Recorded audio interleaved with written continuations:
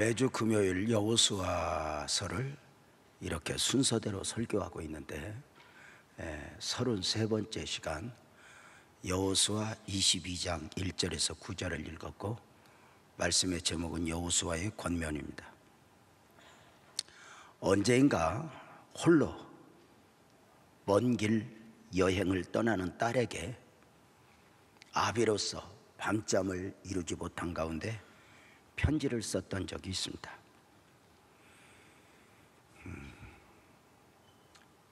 여자의 몸으로 혼자 여행을 떠난다는 것에 여러 염려 가운데 쓴 편지입니다. 잠이 오질 않았습니다. 그래, 비행기에서 내리면 제일 먼저 편지를 읽어보길 원하는 마음으로 장문의 편지를 썼던 데 반해 답장은 딱 한 줄이었습니다. 아버지, 제가 목사딸입니다. 끝.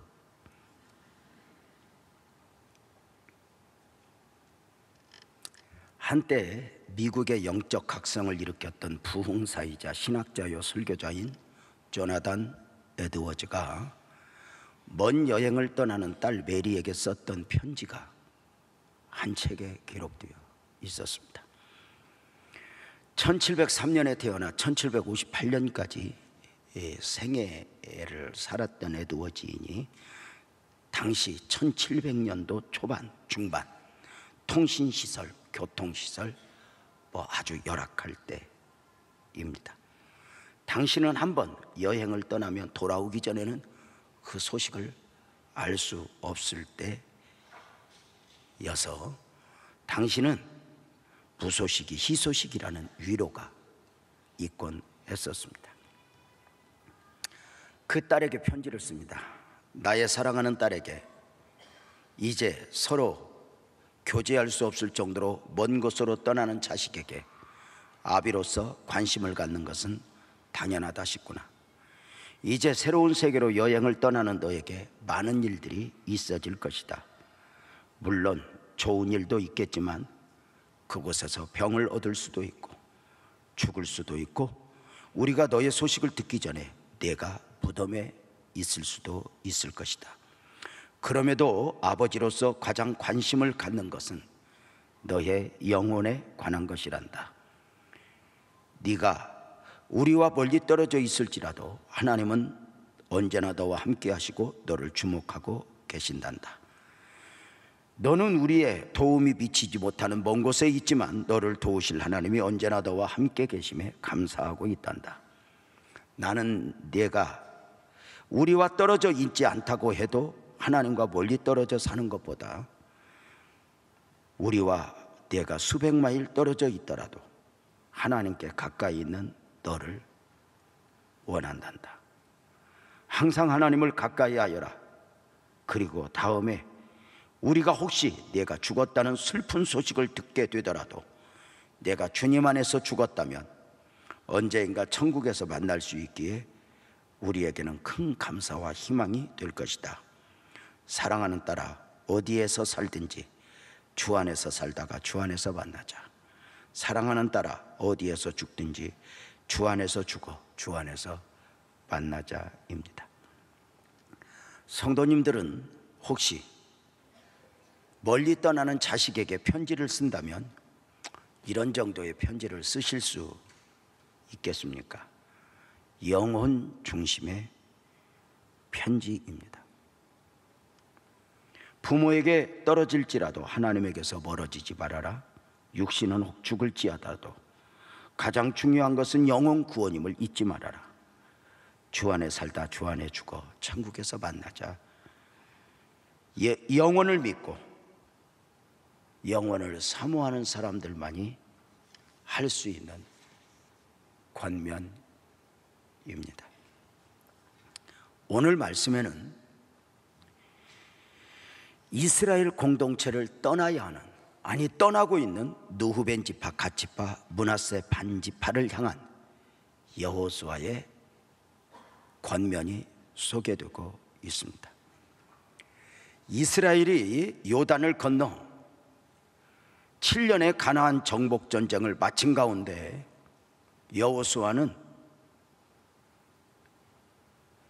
이미 정복한 땅, 그리고 앞으로 정복해야 할 땅까지 분배를 제비뽑아 마쳤습니다. 6곳에 지난주에 말씀을 드린 대로 도피성까지 세워지면서 하나님 나라의 건설이 시작되었습니다. 그 7년의 가나안 정복 과정 가운데 모든 전쟁에서 가장 앞장서 수고한 사람들이 있으니 바로 일찍이 요단 동편의 둥지를 들었던 누벤 지파, 갓 지파, 므낫세 반 지파의 용사들입니다. 이들은 일찍이 요단을 건너기 전에 동편에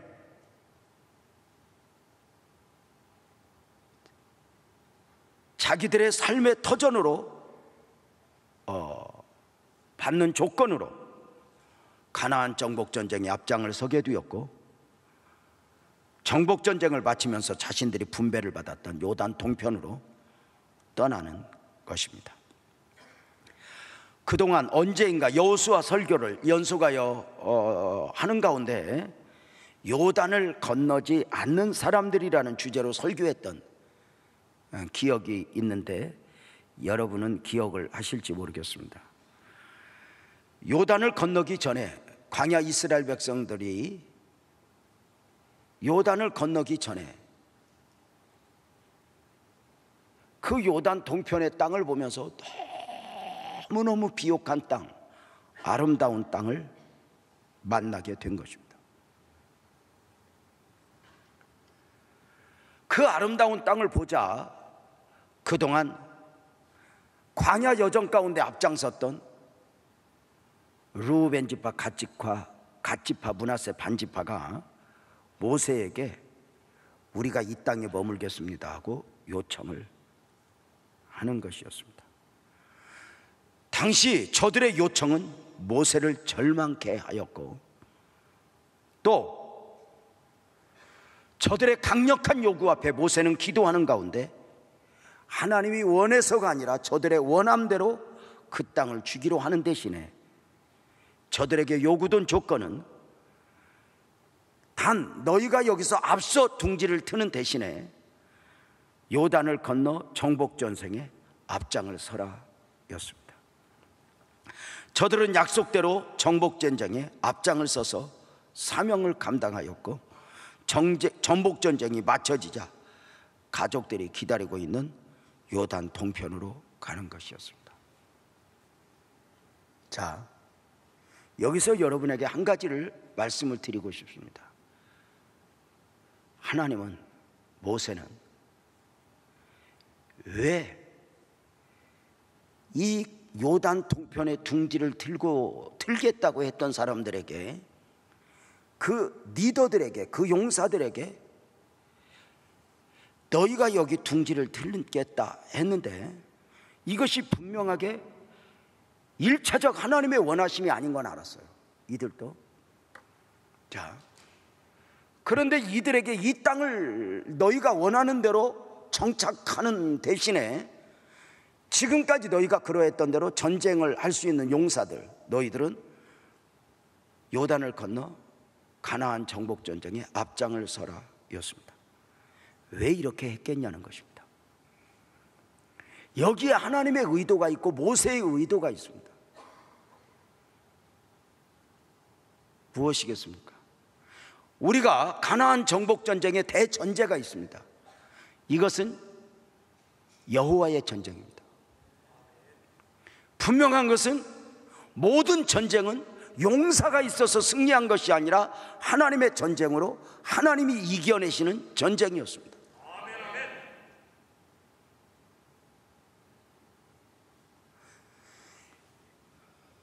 르우벤 지파, 갓 지파, 므낫세 반 지파의 용사들이 없어도 가나안 정복 전쟁은 실패할 이유가 없습니다. 그 땅은 약속의 땅이고 그 땅은 이미 이 전쟁은 하나님의 전쟁이라고 선포된 전쟁이었습니다. 그럼에도 불구하고 조건을 붙여 너희가 이 땅을 정복하는 내내 전쟁에 앞장서라. 그리고 7년을 보냈습니다. 혹시 눈치를 채셨습니까? 하나님의 의도가 뭘까요? 7년 정복전쟁을 하는 가운데 저들이 깨닫기를 원했습니다. 우리가 머물러야 할 땅은 저 땅이 아니라 이 땅이었어. 우리는 요단을 건너야 했어. 이게 하나님의 보이지 않는 씨름이었습니다. 너희가 없으면 전쟁을 못해, 이게 아니었습니다. 너희가 없어도 이겨. 그럼에도 불구하고 저들을 가나안 정복전쟁에 동참을 시킨 것은 하나님의 나라를 위해서도 아니고 이스라엘 백성들을 위한 전쟁을 위해서도 아니고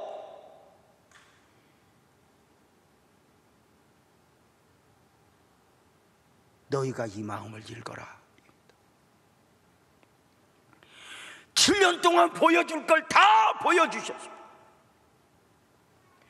여리고 정복전쟁부터 아이성의 실패, 아이성 성공, 그리고 7년의 가나안 부족들 전쟁, 여기에서 많이 하나님을 경험시켰습니다.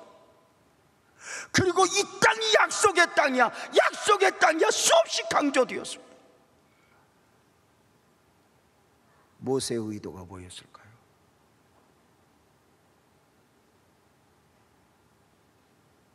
이것은 보이지 않는 하나님의 마음입니다.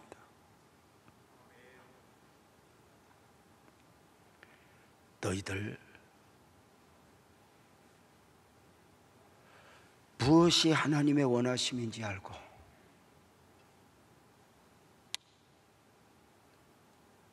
그 제비뽑기를 미루면서 그렇게 하나님의 마음이 뭐였냐면, 여호수아님, 우리가 모세에게 부탁했었는데 이제 보니 잘 몰랐습니다.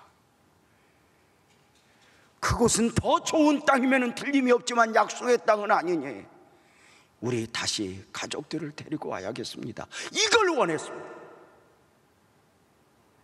그러나 저들은 하나님의 거대한 은혜가 저들을 좀 바꾸기를 원했지만 저들은 결정을 낸 대로 가족들이 또 요단 동편에 있으니 저들은 선택의 여지 없이 떠나는 것입니다. 이렇게 떠나는 저들을 여호수아는 축복하며 그동안의 수고와 헌신을 인정해 줍니다. 그리고 축복합니다. 보이는 것만 보면 저들 세 지파는 정복전쟁을 바친 가운데 개선장군이 되어 돌아가고 있습니다. 가나안 정복전쟁의 앞선 가운데 얻은 승리들로 인하여 많은 전리품을 얻었으니 오늘로 하면 감당하기 힘들 만큼의 돈도 벌었습니다.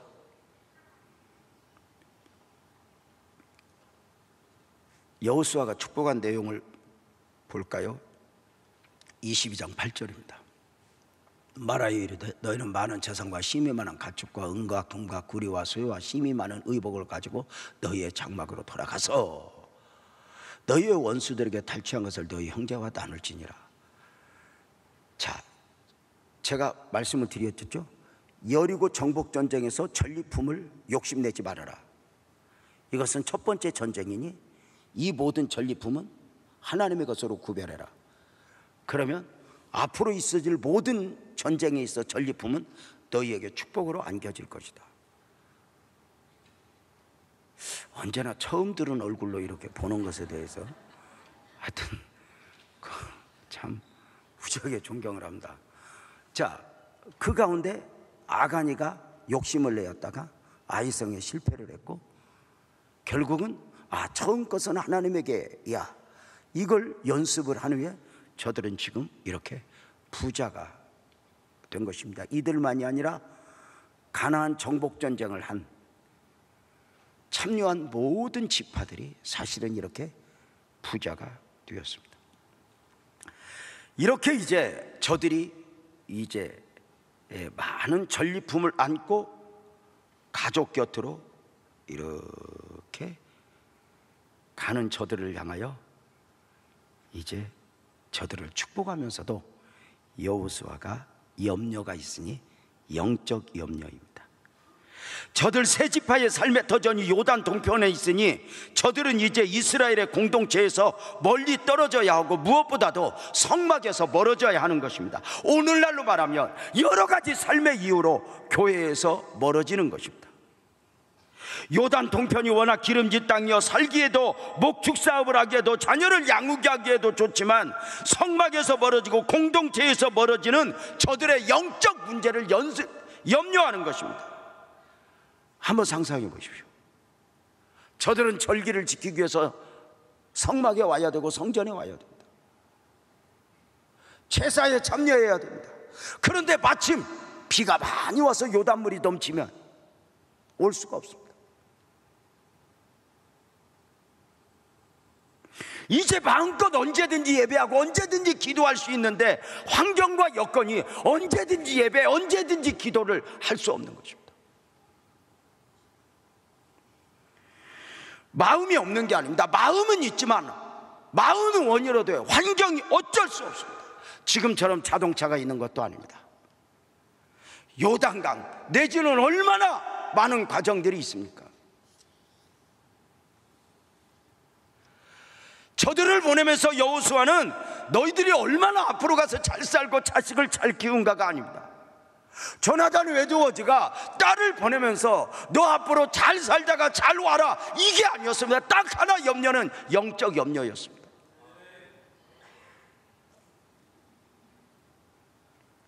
일찍 죽어서 가슴이 아픈 것이 아니라 그 딸이 하나님 앞에 있음에,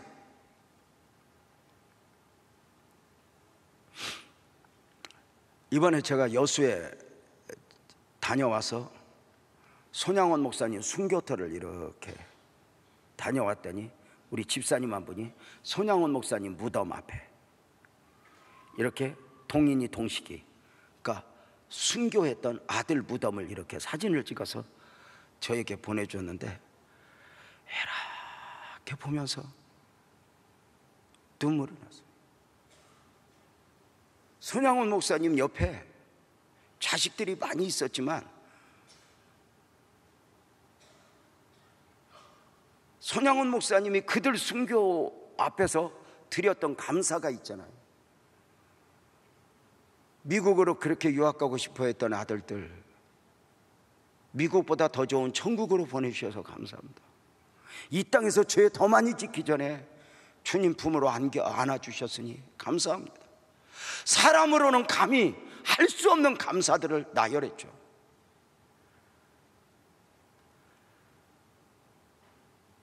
여호수아는 저들을 염려했습니다. 안타까운 것은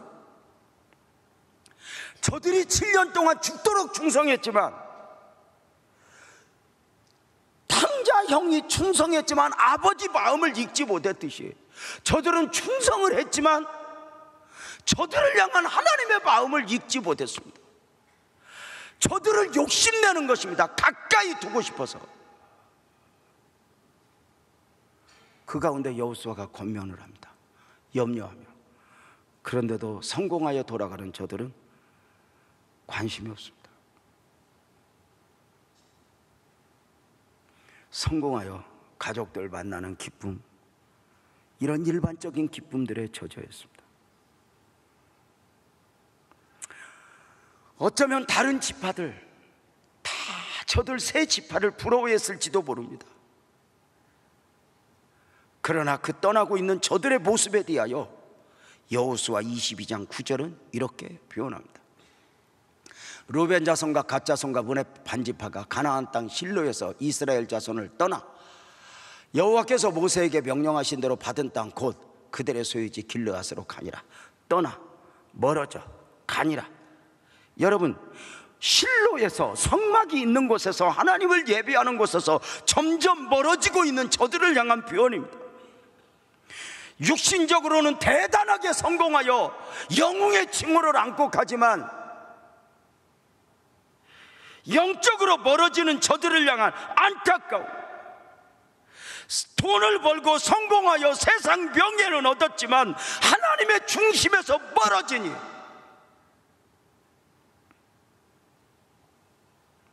그것이 안타까운 것입니다. 저들이 돌아간 곳은 길르앗, 그 소유지 길르앗으로 가고 있다고 말해요.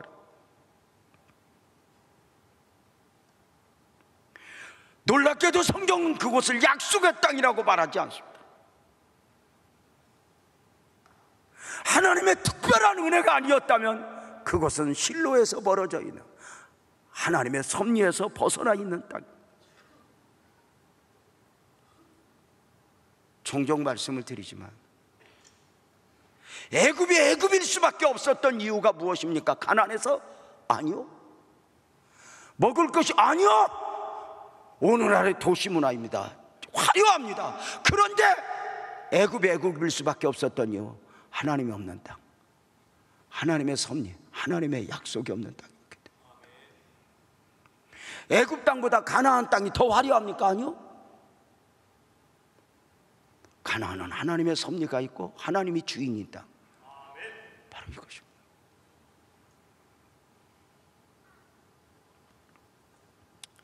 저들을 염려하는 여호수아가 권면합니다. 저들 영혼을 염려하는 가운데 있어진 권면입니다. 여호수아 22장 5절입니다. 한 목소리 한번 읽어봅시다. 시작. 오직 여호와의 종 모세가 너에게 명령한 명령과 율법을 반드시 행하여 너희 하나님 여호와를 사랑하고 그의 모든 길로 행하며 그의 계명을 지켜 그에게 친근히 하고 너희의 마음을 다하고 성품을 다하여 그를 섬기지. 이 권면이 명절을 지키기 위해서 혹시 가족을 만나거나 이렇게 하는 여러분들에게도 이렇게 교훈이 되었으면 좋겠습니다. 하여튼 수단과 방법을 가리지 말고 이번 명절에는 싸우지도 말고 마음도 상하지 말고, 아멘은 안 하고, 다시 싸우지도 말고 마음도 상하지 말고 누가 보래도 하나님에게 가까이 한 걸음씩 다가갈 수 있는 복된 은혜가 우리 빛나교회 성도들 공동체 안에 넘치기를 주님의 이름으로 축복합니다. 여호수아의 권면 처음이 무엇이냐? 하나님을 사랑하라입니다. 그 하나님을 사랑하는 기준은 여호와의 종 모세가 명령한 율법을 반드시 행하여입니다. 입으로 마음으로가 아니라 삶으로 하나님을 사랑하라 했는데, 여기 사랑하라의 히브리어 아하브는 좋아하다, 즐거워하다, 기뻐하다입니다. 하나님과 더불어 함께 사는 것을 기뻐하는 것입니다. 그러니까 하나님 없이 돈과 명예와 이렇게 사는 것에 매력을 두는 것이 아니라 하나님을 진정한 가치로 알고 살아가는 삶을 말하는 것입니다. 이걸 이해하기 위해서 우리가 시편 1편 1절 2절을 읽는데, 원래 중심은 2절인데 1절 2절 함께. 복 있는 사람은 악인들의 꾀를 따르지 아니하며 죄인들의 곁에 서지 아니하며 오만한 자의 자들에 앉지 아니하고. 복 있는 사람은 이렇게 말합니다. 오직 여호와의 율법을 즐거워하여 그 율법을 주야로 묵상하는 자로다. 여기 말씀의 의미가 무엇입니까? 복 있는 사람은, 복을 만들어내는 사람은, 진짜 복 있는 사람은 여호와의 율법을 즐거워하여, 이 말입니다. 그러니까 자신의 삶의 최고의 가치를 하나님과 더불어 하나님과 함께 하나님의 말씀대로 살아가는 걸 최고의 가치로 여기는 것입니다. 얼마나 성공하고 얼마나 대단했냐가 아니라 하나님과 함께 그의 율법을 주야로 묵상하는 자로다. 여기 주야는 인생의 주야. 인생이 힘들 때, 인생이 좋을 때, 좋을 때는 좋을 때대로 하나님의 원하심이 묵상되어지고, 힘들면 힘들대로 하나님의 원하심이 묵상되어지고. 여러분 잠깐만 눈을 감았다 떠보십시오. 하나님이 그려지면 복입니다. 잠깐 감았다 떴는데 졸려? 여러분 가슴에 하나님이 묵상되어지고,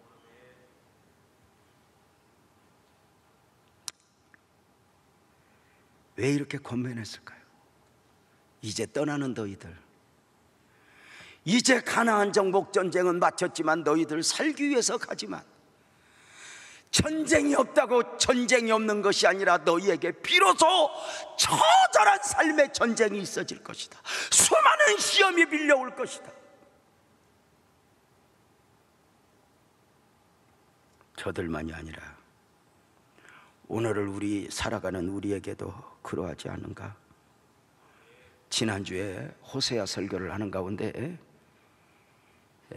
나를 위하여 이 말씀을 강조하면서 우리 한 주간 좀 억울한 소리를 들어도 좀 힘든 일이 있어도 나를 위해 하시는 하나님의 마음을 읽어보자 하며 설교를 마쳤고 성도들은 또 아멘을 했는데 역시 표정은 시치미를 딱 대며 내가 언제 뭐 이런 표정인데, 사실은 그렇게 했었습니다. 저도 설교자로서 이번 한 주간은 누가 뭐라 해도 아내의 잔소리가 있어도 나를 위해 받자. 이게 남자들은 이 못된 소가지가, 이 아내가 이렇게 아무리 옳은 말을 해도 헉 하는 기질이 있거든. 근데 이번 주간에는 나를 위해 이번 주간에 유난히 아픈 우리 아내, 누워서 못 일어나는 우리 아내, 그것도 나를 위해인 줄 알고 그냥 나를 위해 자시오 했어. 이번에 부흥회를 갔는데 첫날부터 장로님 두어 분이 또 성도 몇 분이 설교를 정상적 눈을 뜨고 듣는 것이 아니라 약간은 입가에 비웃음의 이 느낌을 가지고 설교를 듣는, 첫날부터 마음이 굉장히 아팠지만 나를 위해 이 부분을 계속 묵상하며 설교를 했습니다.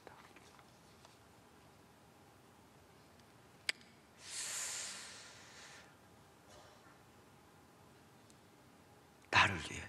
호세아도 바람난 여인을 데리고 하면서 내가 억지로 이게 아니라 나를 위해 이랬다.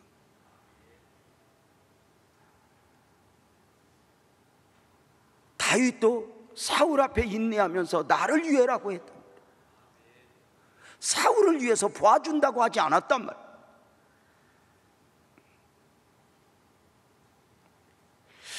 스스로 위로받기를 사울은 창을 던져도 다윗은 나를 위해 했는데, 저 장로님 집사님들이 조금 느낌은 이상해도 나한테 창은 안 던지니 그냥 설교를 하자. 이렇게 하루 이틀 설교하는 중에 그만 그 사정을 알았으니 전임 목사님 두 분이 연속하여 큰 실수를 하여 온 성도들에게 있을 수 없는 상처를 안기고 떠난 것입니다.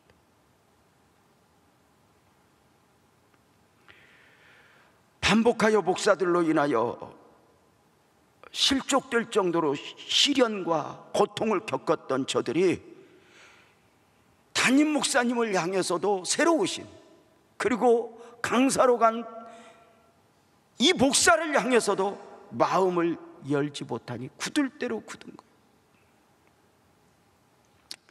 다 저렇게 바래.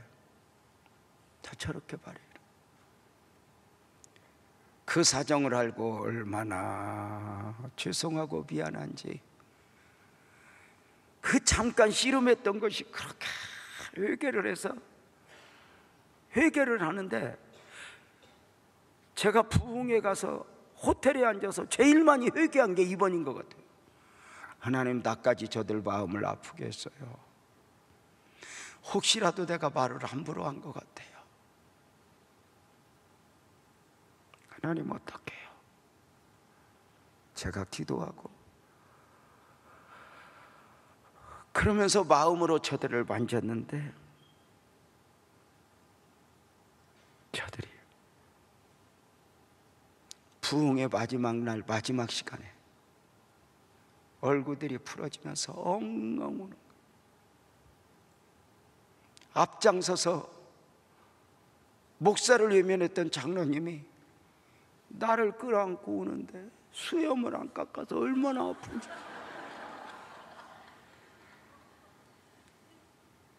내가 그 장로님이 강사님 미안해요, 미안해. 아니야 장로님, 내가 미안해, 내가 미안해. 몇 사람이 안겼습니다. 다 그걸 봄눈 녹듯 다 녹이셔.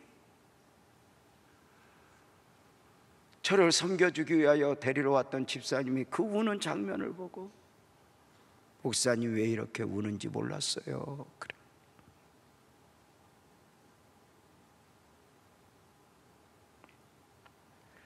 복음적 그리스도인으로 삶을 사노라면 내가 주께로 가까이 가면 갈수록 관계에서, 때로는 환경으로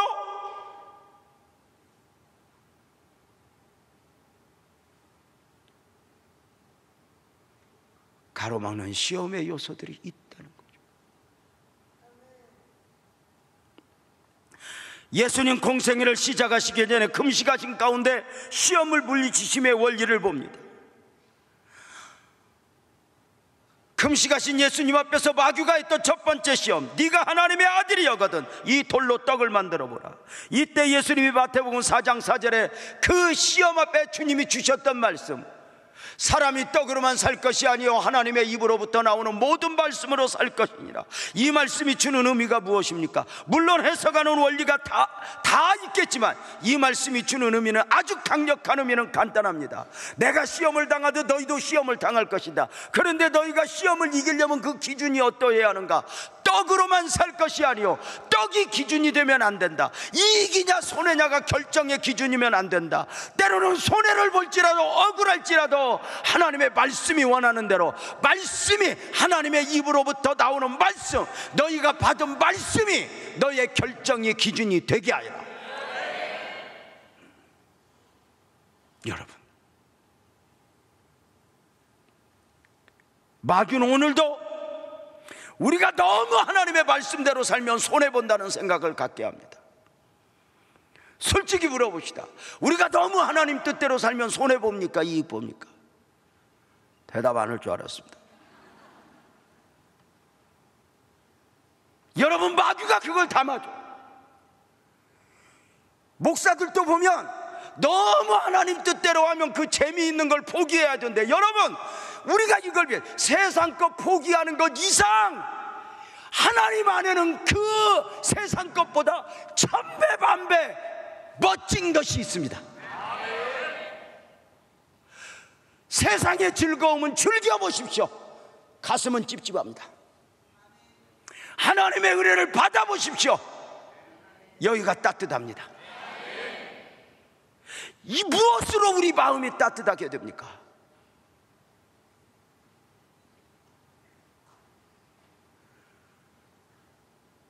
손해봐요. 우리 생각을 바꾸라고 지금 여호수아는 권면하고 있어요. 우리가 세상을 포기하고 주님을 믿으면서 포기하고 보니까 자꾸 억울하지. 포기하면 어떻게 말해야 될까? 포기하고 주님 보는 거지. 주님에게 있는 걸 사모하는 거지. 보세요. 제가 이 말씀 전할 때마다 묻는 게 있잖아요. 일본 사람, 미국 사람이 신호등을 잘 지키냐, 우리나라 사람이 잘 지키냐? 일본 사람, 미국 사람이 신호등을 잘 지켜요. 착해서 선진국에서? 아니요. 저들은 오래 살면서 배운 게 있어요. 신호 안 지키면 손해봐. 벌금도 얼마나 센 줄 아세요? 우리나라 간단해요. 신호 안 지키면 걸리면 100만 원. 딱 하면 신호 지켜요. 지금 우습게 알고 안 지키는 거지. 싱가포르 가서 담배꽁초 하나 버리면 80만 원. 누가 버리겠어? 우리는 신호등 앞에 있으면 손해본다는 느낌을 가져. 빨간 신호는 빨리 가라는 건가? 바퀴를 살살 굴려. 그거 이익이야? 남보다 빨리 가면 이익이야? 우리 타락한 아내하고 예배 올 때 가끔 새벽에 그랬지만 아무도 없는데 가요 그래.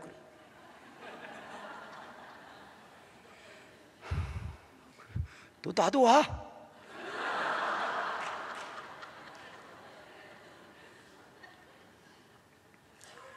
우리가 믿음이 좋아서 지키는 게 아니에요. 딱 결정을 해야 되는 거예요. 말씀대로 사는 게 유익이다. 순종하는 게 유익이다. 여러분 그동안 신앙생활 했던 거 한번 돌아봐. 순종 안 하고 뺀질뺀질 해갖고 남은 게 뭐 있나? 우리가 조금만 눈을 열면 보인단 말이야. 하나님이 우리에게, 우리가 자꾸 세상을 놓으면은 놓은 것을 그렇게 보니까 지치는 거지. 우리의 눈을 들면 보이는 분 계시네. 내가 노래를 잘해야 이걸 한번 하는데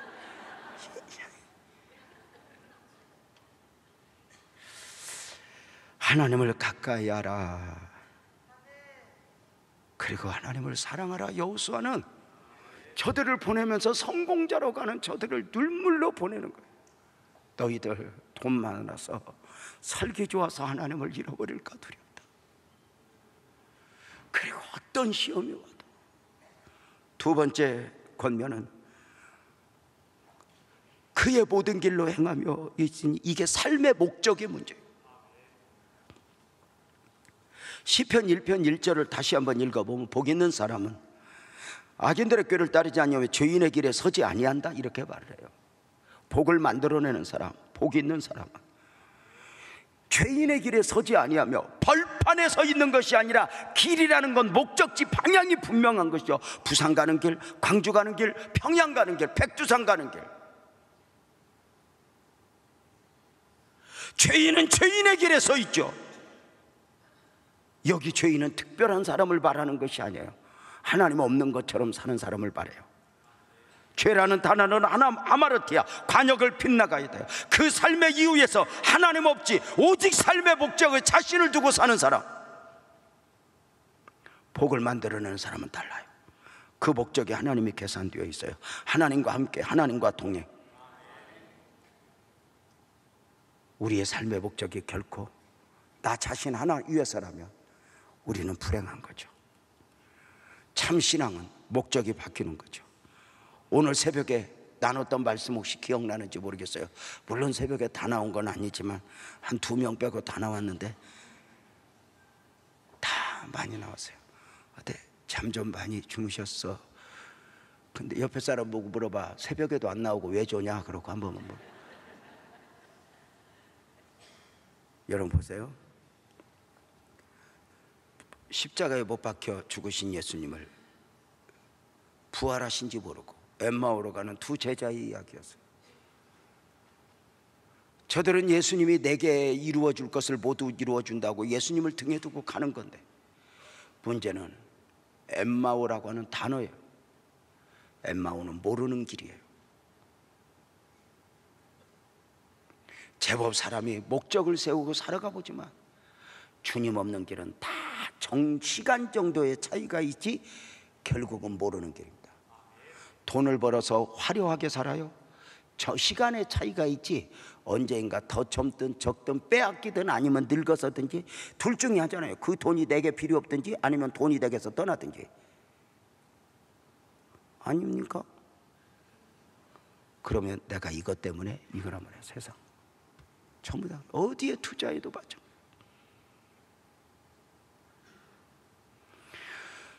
길이요 진리요 생명이신 주님이 없다면 그 모든 길은 모르는 길.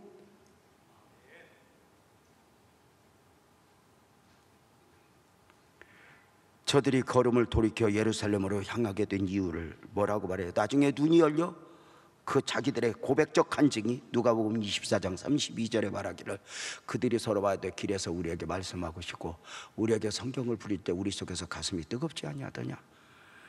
말씀을, 환경을 보여준 게 아니에요. 말씀을 부활하신 주님이 하나하나 나누는데 저들 가슴이 뜨거워졌대요. 성령의 역사죠. 돌이켜라. 너희가 갈 곳은 그곳이 아니야. 그래서 여호수아는 요단 동편으로 보내는 저들을 향해서 눈물로 호소하는 거예요. 너희가 부유해질 거야. 너희가 잘 살 거 내가 인정해. 그러나 그 삶의 목적에 하나님이 없다면 의미가 없다. 이걸 계속해서 강조하는 거죠. 세 번째 권면은 그 계명을 지켜 그에게 친근히 하니 이것이 바로 삶의 방식의 문제죠. 하나님에게서 멀어지지 말아라. 껌딱지처럼 하나님에게 딱 붙어서 살아라. 울어도 하나님에게 딱 붙어 살아라. 더 즐기겠다고 이익을 얻겠다고 하나님에게서 멀어져 말씀을 놓아버리지 말아라. 문제 앞에서 문제를 해결하기 위해 세상 방식으로 가지 말라는 거죠. 우리 성도들에게 여러 번 강조했어요. 목회를 하면서 제가 배운 사역 원리, 삶의 원리가 있어요. 어려우면 어려울수록, 힘들면 힘들수록. 종종 제가 이 얘기했죠. 우리 후배들이 절 보고 물어본다고, 선배 목회를 어떻게 해야 돼? 몰라. 그러면 이렇게 묻는 성도 후배들이 있어요. 선배는 정말 힘들고 어려운 일 많이 겪었거든. 그런데 그때마다 어떻게 이겼어? 제가 그러죠. 어차피 그 문제들은 내가 감당할 수 있는 문제들이 아니었어. 어떻게 이겼어? 그럼 저는 이렇게 말해요. 그 문제를 어떻게 해결했어? 그때 제가 이렇게, 나는 문제가 있을 때 문제를 해결하려고 애쓴 것이 아니라 문제 앞에서 믿음을 지켰어. 여기에 방향을 잡은 거예요. 다니엘이가 사자굴 앞에서 안 들어가려고 애쓴 것이 아니라 믿음을 지켰단 말이에요. 사드락과 메삭과 아벳느고가 풀무에 안 들어가려고 애쓴 게, 그 문제를 해결하려고 애쓴 게 아니라 믿음을 지켰단 말이에요. 스데반도 그랬고요. 특별히 고난의 대명사인 욥의 고백은 정말 멋지지 않을까? 욥기서 23장 8절부터 14절을 보면 한번 읽어봅시다. 시작. 그런데 내가 앞으로 가도 그가 아니 계시고 뒤로 가도 보이지 아니하며 그가 왼쪽에서 일하시나 내가 만날 수 없고 그가 오른쪽으로 돌이키시나 내가 배울 수 없구나. 그러나 내가 가는 길을 하시나니 그가 나를 단련하신 후에는 내가 순금같이 나오리라. 내 발이 그의 걸음을 바로 따랐으며 내가 그의 걸음을 치우치지 아니하였고 내가 그의 입술의 명령을 어기지 아니하고 정한 음식보다 그 입의 말씀을 귀히 여겼도다. 그는 뜻이 일정하시니 누가 등이 돌이키랴. 그의 마음에 하고자 하는 것이면 그것을 행하시나니 그런즉 내게 작정하신 것을 이루실 것이라. 이런 일이 그에게 많이. 내가 모르지만 하나님의 나라는 이런 원리 속에 굴러가고 있다는 거야. 내게 작정하신 거 이룰 거야. 내가 앞으로 가도 아니 계시고 뒤로 가도 아니 계셔. 그러나 하나님은 나와 함께 계셔. 내가 배울 수 없을 뿐이야. 그런데 그가 나를 단련하신 후에는 내가 순금같이 나올 거야. 사랑하는 여러분, 자 여기 봅시다. 그러면 왜 문제 앞에서 문제를 해결하기보다 믿음을 지키는 것이 삶의 방식이어야 할까? 유전명 목사가 누구보다 믿음이 좋아서? 아니요. 저는 한 가지 분명하게 깨달은 게 있어요. 뭐냐면 사람이 살아가는 데 있어서 모든 문제는 양파 껍질과 같은 경우예요. 하나 해결되면 그 다음, 하나 해결되면 그 다음, 하나 해결되면 그 다음에 이번 문제만 해결되면 와 없을 거야. 근데 더 큰 문제가, 정말 죄송하지만 우리 교회를 이렇게 이제 인수했던 교회, 거기 가면 조금 속상해요. 뭐냐면 우리가 그렇게 힘들게 지었던 교육관도, 그렇게 힘들게 샀던 땅도 이렇게 싸게 물려주고 부흥시켜라 했더니 돈 때문에 어렵다고 홀라당 팔아갖고 그냥 은행비 다 갚아버렸어요. 돈에 대한 어려움은 없었어요. 근데 성도들이 떠났어요.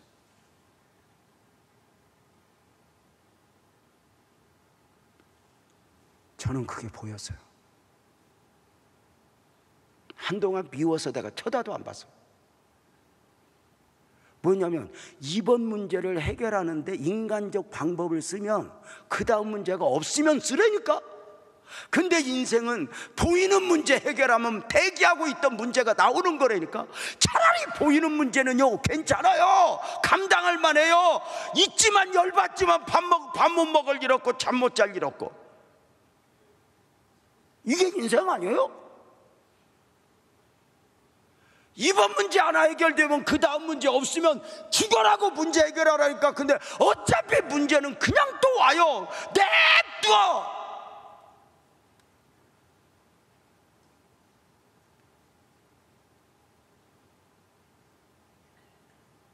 그 앞에서 못난이 같이 믿음을 지키면서, 근데 참 신기한 건 그때마다 주님이 주시는 은혜들이 있어요. 이게 매력 아닐까?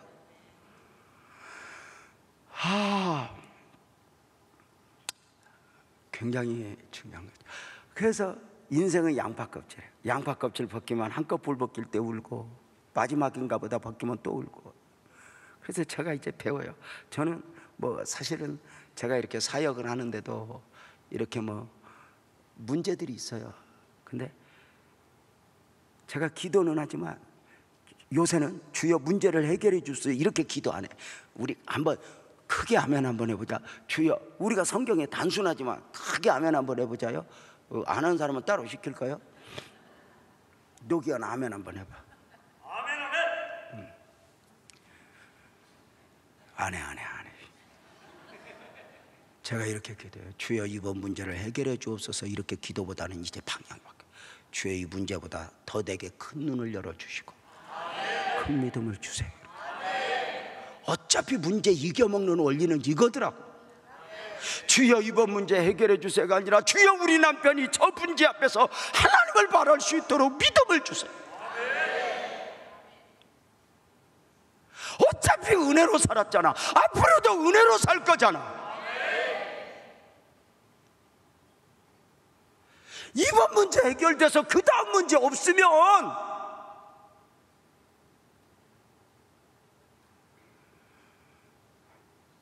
여러분 봐봐요.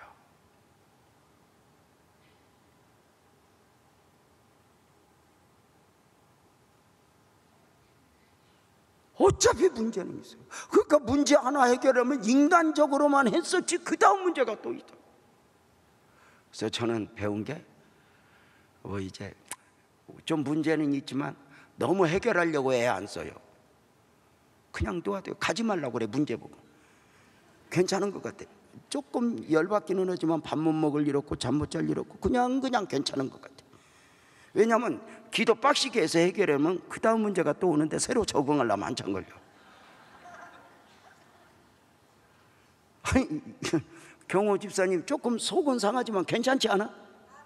밥 못 먹을 일 없지? 그럼 그러면 됐지 뭐. 여러분, 우리가 사실 막 문제 하지만 하여튼 이게 와요. 여러분, 그 매일 창 던지는 사울도 다윗은 이겼는데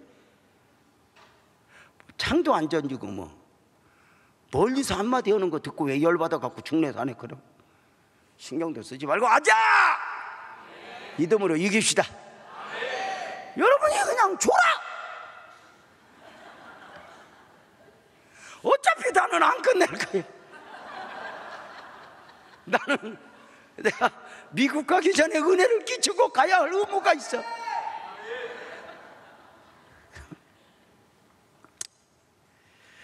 여호수아의 권면 네 번째는 마음을 다하고 성품을 다하고 하나님을 섬겨라. 종의 마음으로 주인 앞에 예배하는 거라. 예배자로 삶을 살아라. 예배에서 멀어지지 말아라. 기도에서 멀어지지 말아라. 하나님에게서 멀어지면 너 자신도 모르게 멀어지는 것으로 끝나는 것이 아니라 세상과 가까워지는 것이다. 세상 방식이 너를 지배하는가?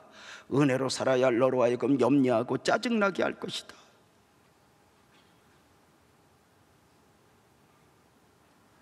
마지막으로 다섯 번째 여호수아의 권면과 함께 있어진 축복과 경고를 볼까요?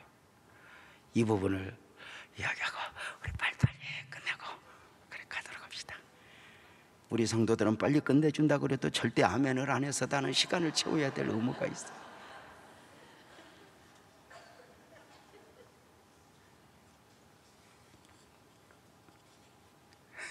우리 집사님 한 분이 다 보고 목사님 저 철야 시간을 너무 땡겨갖고 내가 못 와요. 오늘 찬양 때문에 처음 왔대. 늦게라도 와. 늦게라도. 자기 10시에 오면은 그때부터 설교 오는데 왜 안 오고? 괜히 시간 바꿨다고. 여러분, 축복할게요. 자, 그러면 네가 왜 이렇게 해야 되는가? 여호수아가 참 말이 멋지게 하는데요. 하나님 말씀이 마음을 다하여 성품을 다하여 하나님을 사랑하는 자에게 주시는 축복이 있으니, 왜 쭉 권면을 하는 중에 여호수아 23장 10절에 이렇게 말해요.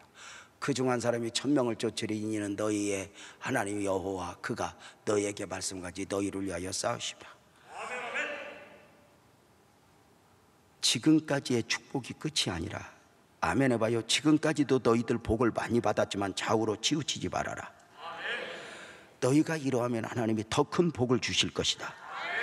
그러면서 축복을 주신 말씀을 주시는 가운데 두렵고 떨림으로 권면하니 23장 11절에 보면, 그러므로 스스로 조심하여 너희 하나님 여호와를 사랑하라. 그러므로, 왜 그러므로가 뭐야? 앞에 말씀하고 연결되지. 이렇게 축복할 것이니 너는 하나님을 더 사랑하고 하나님을 더 믿어라. 우리가 내가 남보다 하나님을 잘 믿어야 되는 이유는, 지금까지 입은 은혜가 너무 크기도 하지만, 크게 아멘 봐요. 앞으로 받아야 할 복이 너무 커서 그래. 이걸 믿어버려야 돼. 그러니까 앞으로 내게 입히실 하나님의 은혜는, 하나님은 한 사람이 천도 쫓을 정도로, 그래서 내가 믿음으로 살아야 되는 이유는, 너 받은 은혜 생각해봐. 대강산 안에 과거의 해답이 있지 않아. 하나님이 내게 주실 은혜, 창조자 그 하나님이 내게 섭리하시는 은혜들, 지금 있는 거 내가 10배 1000배 줄 거야. 그러므로 너 하나님 여호와를 사랑하라. 두렵고 떨림으로 권면하니. 사랑하는 여러분, 하나님을 가까이 하라는 거야. 왜 하나님 안에 살아야 돼? 왜? 나는 하나님이 주시는 더 큰 복을 누려야 되니까, 더 큰 은혜를 입어야 되니까. 하나님이 내게 주실 축복이 아직 펼쳐지진 않았어. 근데 어떻게 올지 몰라. 그러니까 지금 어렵다고 낭망할 거 없어. 내가 믿음으로 살아야 되는 이유는 과거에 있다, 미래에 있다. 미래에 있어요. 은혜도 감사하지만 앞으로 하나님이 나에게 어떤 축복을 주실지 모르니까, 우리 에빈이랑 우리 여기 특별히 저쪽 젊은이들, 우리 하나님 사랑하며 살자. 하나님 믿고 살자.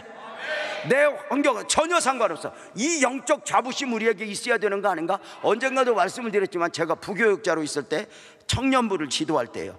그때만 해도 청년부들이 지금같이 막 이렇게 핸드폰 이런 것이 없으니까 모이면 이렇게 함께 이렇게 대화도 나누고 토론도 막 하는, 그래서 성경 공부도 하지만 모여서 이렇게 이제 가끔 특별 활동으로 이렇게 팀을 A팀 B팀 나눠서 뭐 이렇게 개똥 철학을 늘어놓는 거지. 찬양이 먼저냐 기도가 먼저냐, 뭐가 먼저면 뭐 상관없어. 근데 그걸 갖고 열변을 통해서 2시간씩 싸우는 거예요.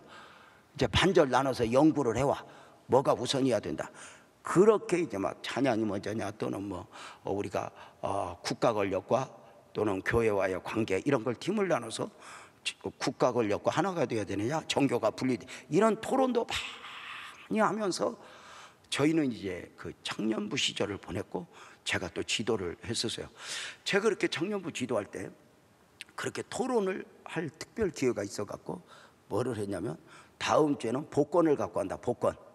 그래서 이제 복권을, 복음적 그리스도인으로서는 복권을 사야 되냐, 사는 것이 죄냐, 그걸 이제 너가 옳으냐 그러냐가 아니라 A팀 B팀으로 나눠서 복권을 사도 된다 팀, 사면 안 된다 팀, 이렇게 이제 나눠서 각자 연구를 해와라. 이렇게 해가지고 이제 갔다 와서 열심히 이제 토요일 날 모여가지고 이제 막 자료들도 가지고 오고 막 그래가지고는 막 진짜 1시간 반도 넘게 막 싸우다시피, 막 사면 안 돼, 복음적 그리스도인 하나님이 주시는 복이지 뭐 사면 안 돼, 막 이렇게 보고, 그리고 또 사도 돼, 이게 또 국가공원에 이바지하는 거다, 이렇게 사면 주택기금이 마련이 돼가지고 이렇게 되니까 또 뭐 사도 돼. 이걸 이제 뭐 원하냐 원하지 않냐가 이렇게 반절씩 나눠서 되는데, 1시간 반 동안 했는데 청년 하나가 가만히 있더니 한마디로 끝내더라고. 그게 사는 게 옳은지 그런지 몰라도 나는 복권 안 산다고. 그래서 왜 안 사는데? 그랬더니 딱 한마디야. 이런다? 당첨될까봐 안 산대야. 뭔 또 지랄 같은 경우가 있어. 여러분은 당첨될까봐 안 사? 안 될까봐 안 사? 그지? 믿음이고 지랄이고 없잖아? 근데 얘는 딱 당첨될까봐 안 산대. 왜 당첨될까봐 안 사는데? 그랬더니 딱 한마디야. 자기는 앞으로 하나님이 주실 축복이 얼마나 큰지 기대하고 있대. 나는 반드시 하나님의 은혜를 입을 거고 축복을 입을 거다. 근데 나중에 내가 성공할 때, 자서전을 쓸 때나 누가 인터뷰할 때 너 어떻게 성공했냐? 그럼 주택복권 맞은 것이 자금이 돼갖고 내가 이렇게 성공했습니다. 난 이런 소리 하기 싫대. 내 생애에 하나님이 축복할 때 복권을 맞았다. 나 이런 건 싫대. 나는 하나님만 의지하는 사람으로 이렇게 살고 싶대. 그 대답 앞에 1시간 반 동안 토론했대는 우리는.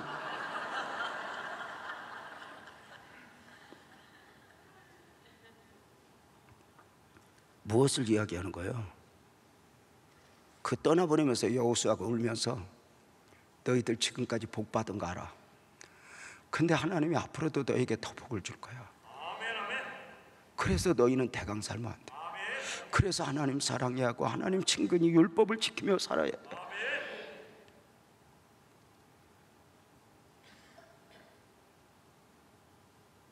그래서 우리가 이 밤에 기도해야 되는 이유는 겨우 문제를 해결하기 위해서가 아니라 아멘 합시다. 문제 너머에 계신 하나님 봅시다. 이번 문제와 더불어 더 큰 은혜를 우리에게 입히실 하나님을 믿어버립시다. 다 같이 아멘. 더 크게 아멘. 아멘. 이거 믿어버립시다. 그래서 나는 대강 살 수가 없어요. 뭔가 하나님이 줄지 몰라. 제가 교회를 개척 시작하고 하나님 앞에 눈물로 기도하는 중에 하나님이 제게 주셨던 아주 간단한 음성이 있어요. 재명아, 너는 좀 달랐으면 좋겠어. 많이 말고 요만큼. 주변 목사님들이 말할 때 그 말에서 네가 좀 달랐으면 좋겠어.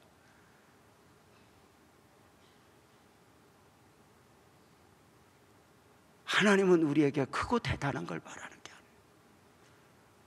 근데 하나님이 우리에게 뭘 요구하고 은혜를 주실 때는 그냥 우리를 부려먹기 위해서가 아니라 아멘 합시다. 하나님이 주고 싶은 게 너무 많은 거예요.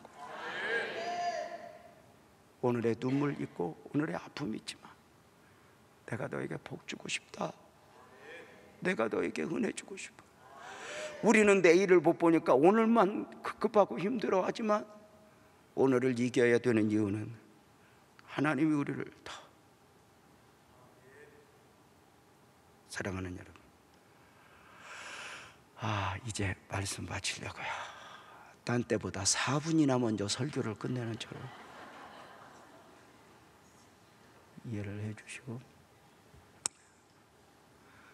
그래도 은혜를 받는 게 목적이지 빨리 끝내는 게 목적이면 되겠어? 아멘이지? 그래도 오늘 이 밤에 은혜 많이 받았죠? 여러분 옆에 사람한테 손잡고 이야기 좀 해봐.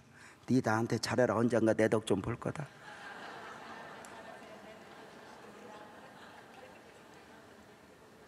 우리 주님이 우리를 그리고 있어요.